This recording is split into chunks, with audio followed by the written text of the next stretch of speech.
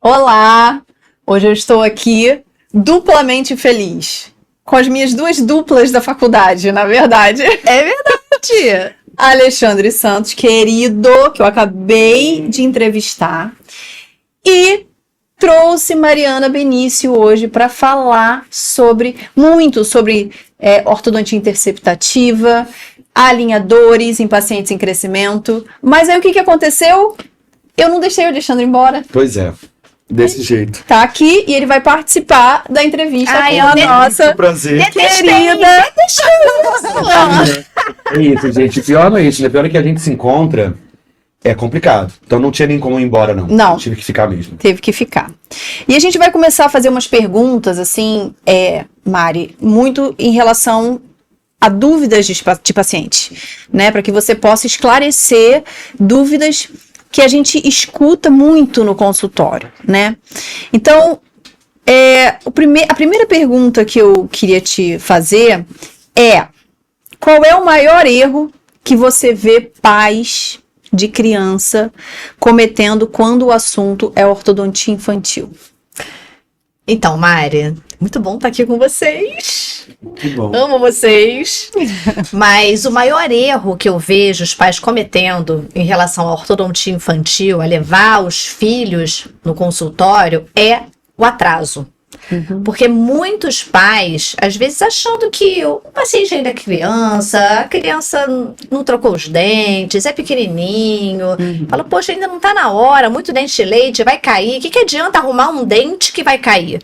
Né? Então, eles falam muito isso pra mim e, tristemente, alguns colegas também falam isso para eles. Então, poxa, levava o meu filho num dentista que falou, não, espera, vamos esperar os dentes caírem, vamos esperar todos trocarem para você poder botar o aparelho. E, na verdade, não é nada disso. Porque hoje, Mari, ortodontia não tem a ver com alinhamento dentário. Ortodontia, no paciente em crescimento, tem muito mais a ver com o rosto do que com os dentes propriamente ditos. Então, maior erro para mim é o atraso, é o pai não levar na hora certa.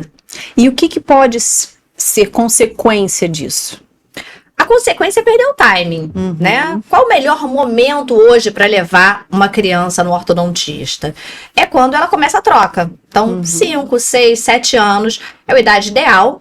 Começou a troca dentária, é o momento de ver a primeira vez o ortodontista, mas o dentista não, né? O dentista, ele precisa desde pequenininho, né? Nasceu, já tem que ter os primeiros cuidados. Eu sou odontopediatra, então tem que ter os primeiros cuidados, ensinar como é que higieniza a boquinha, quando nasce os primeiros dentes, a quantidade de fluoretação, tudo isso tem que ser ensinado, mas o ortodontista, quando tem a primeira troca, né? E essa primeira troca vai ocorrer nessa idade. Geralmente, essa idade acontece entre 5 e 7 anos. Nesse momento, muitas vezes a gente não vai tratar os dentes, a gente vai arrumar a casa. Nós vamos pegar aquele rosto, aquela face e ver como os dentes vão nascer naquela estrutura. E muitas vezes tentar fazer com que aquele rosto fique o mais simétrico, né, o mais agradável possível com os dentes que vão erupcionar. Então, se o paciente tem deficiência em um osso ou em outro osso, naquele momento, ou falta de espaço, naquele momento a gente consegue manipular o rosto, né, os ossos, para que todos os dentes caibam e tudo fique harmônico. Perfeito. O que é interessante que você está falando aí, Mari, que você falou assim, o antes e depois, né? Antes no dentista, depois no ortodontista. Isso trata de curva de crescimento. Então, assim, o que a curva de crescimento é mais importante do que a tal idade cronológica, da qual você falou, né? 5, 7 anos, troca o dente. Eu, por exemplo, meu neto agora fez 7 anos, e já está trocando alguns elementos dentários. Eu já observei uma necessidade dele entrar em tratamento ortodôntico, tá? Inclusive, vou marcar com você. Então, voltando à pergunta, o que essa curva de crescimento é mais importante do que a idade cronológica? Então, Alexandre, a curva de crescimento não tem a ver com a idade cronológica, tá? A curva de crescimento ela é individual. E, inclusive, ela é diferente em meninos e meninas. Então, uma menina, ela vai entrar antes, né, na curva de crescimento, a gente chama de surto de crescimento puberal. do que o menino. A menina com 9, 10 anos, ela entra, mas ela não entra e de repente vira uma mocinha. Ela entra e ninguém percebe. A gente tem alguns artifícios, né? Radiografia de punho e mão. Então, todo o bom ortodontista que trata a criança em crescimento sempre pede uma radiografia de punho e mão para saber em que idade óssea aquela criança está. Não adianta falar assim, poxa, Maria tem 9 anos. Pode ser que a idade esquelética dela seja de 11. Pode ser que a idade esquelética dela seja de 7. Como é que eu vou saber? Uma radiografia de punho, às vezes com uma radiografia de cervical. Então, a gente tem artifícios para saber disso, mas a gente precisa ver onde essa criança está. Porque as meninas vão começar essa curva antes, vão terminar antes. Por isso que meninas param o crescimento antes de meninos. A menina com 14, 15 anos geralmente está finalizando. O menino só vai finalizar o crescimento com 17, no máximo 18. Então, existe uma diferença, né, de gênero, e existe uma diferença individual, porque muitas vezes, às vezes, irmãos, né, um entra antes e outro entra depois, e a gente tem que ver essa individualização. E durante essa curva de crescimento, existe um momento certo para entrarmos em cada tipo de protocolo de tratamento. Pessoas que têm uma mandíbula pequena, você entra no momento. Pessoas que têm uma maxila pequena, a gente entra em outro momento. Pessoas que têm falta de espaço, a gente entra em outro momento. Pessoas que são só para alinhar os dentes, a gente entra em outro momento. Então, cada local dessa curva, você tem um tipo de tratamento. E os pais não sabem disso. E muitos ortodontistas também não sabem disso. Você entrando no momento errado, você muitas vezes não consegue um benefício facial, só dentário. E aí quem se prejudica é o paciente. E deixa eu pegar esse gancho aí e te fazer uma pergunta. Para os pais que estão vendo, né, que estão assistindo o podcast, se o pai tá vendo você falar e fala assim, caramba, ele tá com um dente que eu acho que precisa tratar, ou a face dele tem uma desproporção, mas eu acho que eu já passei dessa curva de crescimento. Vale a pena ainda fazer a consulta, ver, existe possibilidade de tratamento? Existe. Claro que cada vez, né, que a gente tem um tratamento precoce, a gente tem mais benefícios. Então, para os pais que perderam esse timing, né? Poxa, não vi, meu filho passou dessa idade, tô vendo a Mariana falar e já perdi. Eu ainda posso fazer alguma coisa? Pode fazer sim, né? Não é uma dor que a gente não vai poder sanar. Só que, obviamente, um paciente que é mais jovem vai ter um tratamento muito mais simples do que um paciente que é um pouquinho mais velho. Eu tenho até uma história boa, que eu tenho 3 irmãos, os 3 com uma face muito parecida.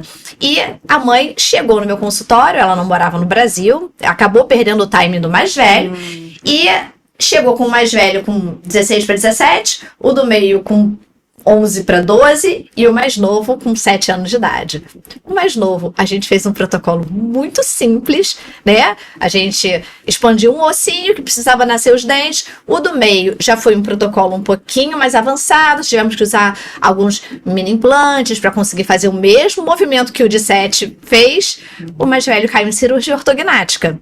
Os 3 ficaram lindos. Só que cada um com um nível de ortodontia diferente para poder chegar com a face boa. Sim. Como sempre, a gente falando sobre prevenção, né? Quanto mais cedo, mais fácil de tratar, né? Sobretudo quando se fala de crescimento, os ossos ainda mais maleáveis, né? São mais tranquilos de serem manipulados.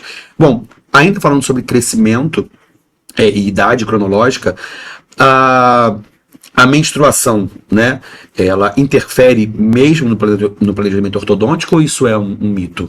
Não, a menstruação, ela interfere. Por quê? Porque no planejamento ortodôntico, a gente precisa saber em que fase essa criança está. Então, uma menina que já menstruou, a menstruação ela vem assim, a gente tem o surto de crescimento, a gente chega no pico do surto de crescimento e quando ele está começando a decair, né? Ainda tem muito crescimento, mas quando está começando a decair, é que acontece a primeira menarca das meninas. Ou seja, já aconteceu todo o início, já aconteceu todo o pico, que é aquele estirão de crescimento, e aquilo já está quase no final. Tem mais crescimento, na verdade, de corpo do que das bases ósseas do rosto. Então, o que acontece? Se a criança já menstruou, a gente sabe que pouca coisa a gente vai conseguir manipular no rosto. Então, podemos conseguir algumas coisas com um pouco mais de dificuldade, mas o grande boom do crescimento já aconteceu e a gente já perdeu algumas fases de tratamento. Então, interfere. Se a gente já teve uma criança que entrou na menarca, a gente sabe que a gente não vai conseguir mais manipular algumas coisas que a gente conseguiria se ela tivesse chegado mais cedo, de uma forma mais preventiva. E o que são essas coisas que a gente não consegue mais tratar de forma preventiva depois que o crescimento acaba? Quando o crescimento acaba, Mari, o que não é mais possível tratar? A manipulação óssea. Porque a gente só consegue manipular esses ossos enquanto eles estão em crescimento. Porque as suturas do rosto, do crânio, elas ainda não estão totalmente ligadas, né? Então, se a gente consegue, antes disso, colocar a mão no paciente, a gente manipula. Claro que não quanto a gente quer, né? A gente estimula, a gente tenta deixar o paciente sempre o mais equilibrado. Mas a gente tem as nossas limitações, tanto genéticas, né? E de tempo. Se a gente perde a janela, a gente não consegue mais manipular. Aí a gente cai com o paciente em cirurgia mesmo, se esse for o objetivo do tratamento. Porque tem pais que falam, não, eu vejo que esses ossos não estão bons no crescimento, mas eu só quero tratar os dentes. Existe também essa possibilidade. Às vezes a gente não consegue chegar no tratamento facial, mas a gente consegue chegar no tratamento dentário e tudo bem, tá? Perfeito. A gente sempre está falando sobre essa questão de crescimento, etc. E você está falando o tempo todo de manipulação de ossos, né? Então, a ortodontia na infância é capaz de modificar o rosto dessa criança?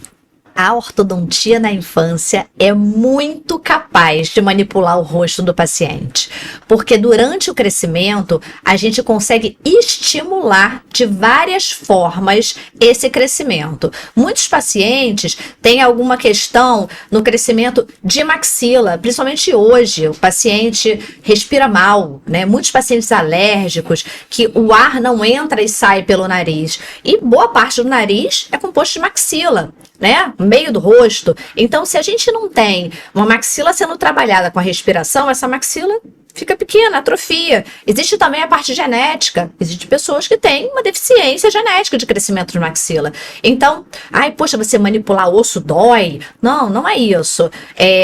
Quanto mais novo o paciente, mais fácil. O osso é molinho, com aparelhos, com elásticos, com situações simples. A gente pode manipular, sim, tanto essa maxila quanto essa mandíbula. Então, os ossos são manipuláveis. Você falou assim, terço médio, osso manipulável, e a minha cabeça de harmonizador tá pensando assim, a maxila cresceu, a mandíbula diminuiu, preenchimento disso, preenchimento daquilo. Ou seja, diante desses meus pensamentos aqui, é possível, portanto, se eu tratar e realocar esses ossos para os lugares corretos na infância, eu diminuir ou até mesmo não necessitar de uma harmonização facial, por exemplo, no futuro. Eu vou tirar o seu emprego.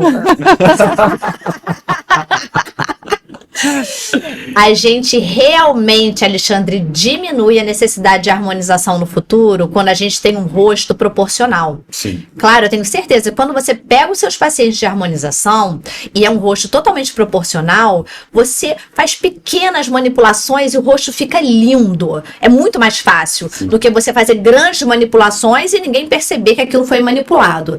Então, o que a gente faz é isso. Claro que a pessoa envelhece e durante o envelhecimento a gente vai precisar de harmonização. Mas quando nós temos um rosto proporcional, onde eu consegui manipular essa maxila para botar ela proporcional, ou uma mandíbula pequenininha, né, que a gente quer fazer com que ela fique mais proporcional àquele rosto, quando ela chega com 35, 40, 50 e precisar de algum tipo de procedimento, esse procedimento vai ser mínimo, vai ser um procedimento só de embelezamento, não de preencher uma coisa que está faltando. Isso é bem importante. Ótimo. E pegando aí esse gancho de novo do crescimento, o que acontece quando a maxila não cresce?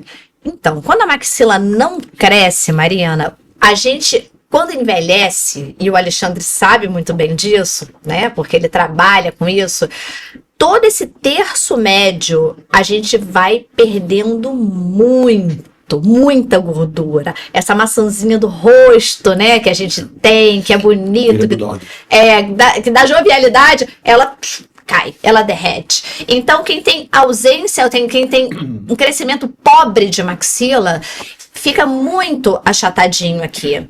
E são os pacientes que vão querer colocar isso daqui no lugar. Só que isso não é tão fácil, porque isso pesa. Então, se você tem estrutura óssea para segurar, é muito melhor. Sim, né? Sim. E o contrário, a mandíbula. É verdade que no Brasil existe uma prevalência aí de pessoas com a mandíbula pequena? Isso é fato ou mito? Não, isso é fato. No Brasil, nós temos mais 50% da população com deficiência no crescimento da mandíbula. Tá? Então, nós temos 2 passos para fazer isso. Um primeiro passo, lá naquela primeira troca de dente, com 7, 8 anos. Se a gente já enxerga que é um paciente que a mandíbula não está crescendo tão bem, a gente já pode começar a expandir o osso da maxila, para a mandíbula poder sozinha começar a ter um crescimento. Porque às vezes ele tem espaço na frente, mas não tem espaço na lateral. E depois, no momento ideal, que é o momento certo de projetar essa mandíbula, é quando está no pico do surto de crescimento. Quando você está lá no pico, viu a pulmão, paciente no pico do surto, a gente projeta a mandíbula. E essa projeção de mandíbula faz com que ela cresça melhor, né? Principalmente o côndilo cresce bem, e a cavidade onde o côndilo fica, ela fica mais rasa. Então, junta uma coisa com a outra, a mandíbula fica mais projetada e fica mais harmônica. Então, pode ser que ela ainda fique com uma mandíbula não imensa, não tão grande, mas ela fica muito mais proporcional, fica muito mais bonito o rosto. Perfeito. E nessa onda de alinhadores, né, que já é uma realidade, isso aí, né, quem é ortodontista sabe que o alinhador faz parte hoje dos tratamentos no consultório. Você consegue essa movimentação óssea com alinhadores? Gente, os alinhadores são uma coisa, né, que todo mundo quer saber o que eles conseguem, o que eles não conseguem. Alinhador, ele foi feito para alinhar dentes, mas hoje em dia, com todo o estudo de tecnologia, a gente tem algumas manipulações ósseas que nós conseguimos com os alinhadores. Mas a gente volta na janela do crescimento. Vai depender de quando esse paciente procurou para a gente conseguir fazer uma manipulação óssea com alinhadores. Então, sim, às vezes nós conseguimos tracionar a maxila com alinhadores. Às vezes conseguimos, quando o paciente é pequenininho. Às vezes nós conseguimos fazer um crescimento ósseo mandibular com alinhadores. Sim, quando o paciente está no pico do surto de crescimento. Tudo isso tem que ser falado, né? E tem que ser acompanhado com aquele paciente vendo a idade esquelética dele, não a idade cronológica. Calma aí, antes de você falar, que eu senti a sua respiração que você ia falar. Ia, né? Eu respirei para poder colocar pra fora. Eu sou deles, eu tô me segurando para falar junto com ela. Eu tenho esse problema. Antes de você falar, eu tô segurando minha mão. Eu quero te perguntar uma coisa. Você notou um crescimento no seu consultório de pais de criança, porque adulto é natural que isso aconteça porque é estético, mas de pais de crianças pedindo tratamento com alinhador, ou isso ainda não acontece? Pais de crianças pedindo alinhadores é o que acontece todos os dias no meu consultório agora, né? E sabe o que é mais interessante? No início, eu tinha um pouco de cuidado com isso, porque eu pensava, poxa, essas crianças não vão usar esses alinhadores, vão perder, mas você sabe que é o contrário? Os meus pacientes infantis, eles são muito bons utilizadores de alinhadores. Porque eles têm alguém mandando eles usarem, né? Então, claro, gente, alinhador não cabe para tudo, né? Não cabe para tudo. Eu posso fazer tudo com alinhadores? Não, não pode, tá? Mas para o que ele cabe, quando a gente precisa usá-los em crianças, dá muito certo. Eles usam principalmente por conta do investimento, porque os pais que pagam o tratamento, eles querem que aquele tratamento seja realizado. E nem vou falar que assim, hoje é um investimento que não cabe no bolso, porque hoje a gente tem várias marcas de alinhadores, então a gente tem possibilidades de marcas nacionais excelentes também, de marcas internacionais, que a gente pode, para cada caso, colocar algo que caiba no bolso do paciente. Mas, de qualquer forma, o pai está investindo dinheiro ali. Então, ele vai querer que aquele filho use aquele alinhador. Então, ele usa. É ótimo. Você começou a falar algumas coisas aqui. Eu preciso voltar um pouquinho atrás. E me surgiu uma dúvida. Uma dúvida em relação à parte de respirador bucal, alergia. Você começou a comentar sobre isso na hora que falou de crescimento de maxila, né? Então, assim, qual é essa relação desse respirador bucal e desse paciente alérgico e crescimento facial? A gente consegue fazer uma correlação disso? Consegue. O respirador bucal, Alexandre, ele tem uma face de respiração bucal. Tá? Ele é um respirador bucal. Então, quando a gente olha para esse paciente, ele geralmente tem uma carinha de cansado.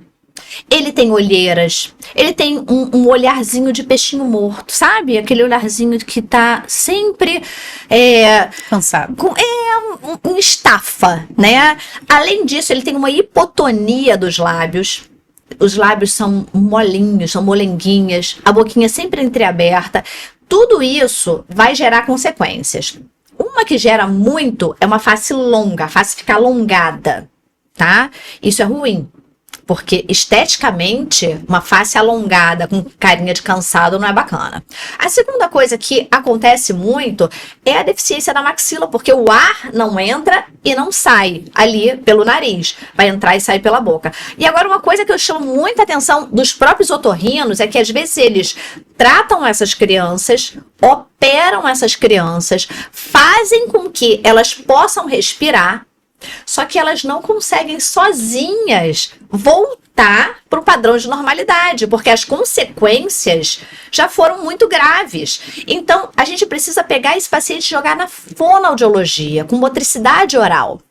Porque operar esse paciente não resolve, não fecha a boca, não faz passar ar pelo nariz, não faz a língua ir para o lugar certo. E aí as consequências ósseas disso são imensas depois, e que se não forem tratadas com ortodontia, com fonoaudiologia e resolver a respiração, quando adultos a gente não tem mais nada o que fazer. E infelizmente a gente já tá acabando. Tô falando que esse negócio desse podcast fica assim, um dia com o Alexandre, um dia com Marianinha, porque não tem como ser diferente, Mariana. Passa muito rápido. Imagina um dia com nós três. Imagina. Não sei se tá certo. Eu acho que ia ser muito bom. Eu ia arrasar. Olha só, pra gente acabar, infelizmente, não tem jeito. Se você pudesse deixar um recado para os pais de crianças em relação ao tratamento precoce, qual o recado você daria? E você pode olhar para aquela câmera ali. Então, se eu posso dar um recado para você, pai e mãe de crianças em crescimento, não percam tempo.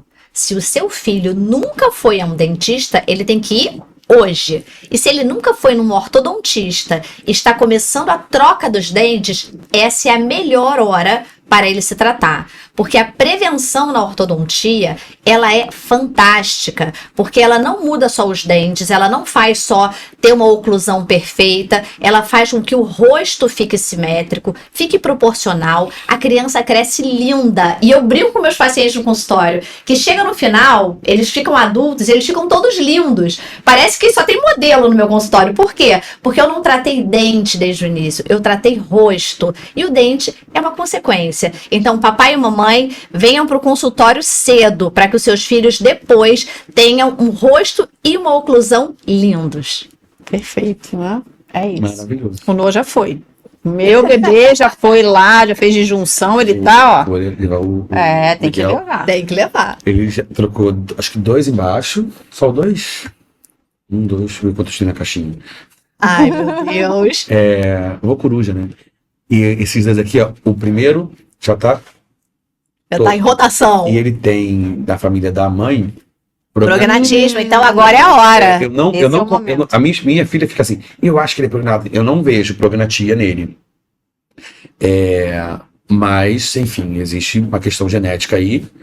E, como você eu falou, posso falar um gancho aqui muito bom para Pode, você? claro. A prognatia é quando você tem uma criança, tá? Que você olha o perfil dela e você vê um perfil muito reto, muito bonito, uma criança com cara de princesa, de príncipe. É que, na verdade, ela tem deficiência nessa correlação, porque toda criança, antes do surto de crescimento, ela precisa ser retrusa de queixo. entendi. Então, se tá muito retinho, se tá muito bonitinho, é porque ela já tá tendendo a um padrão 3. E aí a gente vai precisar de tratamento. Mari, vamos terminar aqui. Vamos. Ele já quer mostrar Ele vai mostrar a o caso foto, sua. entendeu? Que eu quero. Ele já quer que você analise a criança, isso. vai levar É ele no isso. consultório. Eu vou te mandar mais Vai levar ele no consultório, cara. Meu Deus. Claro que eu vou levar. Eu vou terminar logo aqui, porque senão já viu, né? Vai virar consulta, vai virar que Isso aí.